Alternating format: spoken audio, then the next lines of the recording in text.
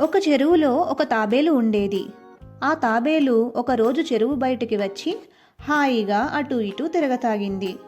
అదే సమయంలో ఒక నక్క ఆహారం కోసమని అటువైపు వచ్చింది.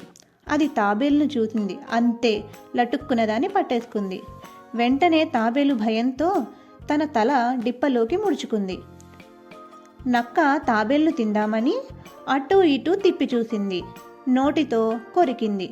అంతా గట్టిగా ఉంది. దానిని ఎలా తినాలో తెలియక బండకేది బాధపోయింది. అప్పటి వరకు లోపల ముడుచుకున్న తాబేలు, నక్కబావా ఆగాగు, ఎందుకంత తొందర? నేను నీళ్లల్లో ఉన్నప్పుడు మెత్తగా ఉంటాను, బయటికి రాగానే రాయిలా గట్టిగా మారతాను. నువ్వు నన్ను తినలేవు గాని వదిలేసిపో అనింది.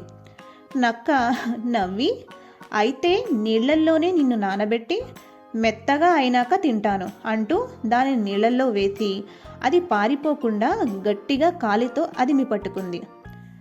ఒక అరగంట తరువాత, ఏమి తాబేలు, మెత్తగా అయ్యావా ఇప్పుడు అనింది. అంతా మెత్తగా అయ్యాను గాని నీ కాలు ఉన్న చోట నీళ్లు తగలక గట్టిగా అలాగే ఉన్నా అనింది తాబేలు. అలాగా, ఏది చూద్దాము అంటూ నక్క కాలు తీసింది. అంతే, ఇంకెక్కడ తాబేలు, నక్క అలా కాలు తీయగానే ఇలా సర్రున జారుకుంది. అప్పుడు నక్క అనుకుంది, నక్క జిత్తులు నా దగ్గర ఉండగా తప్పించుకుపోయింది తాబేలు బుర్ర అని విసుక్కుంటూ వెనక్కి వెళ్ళిపోయింది.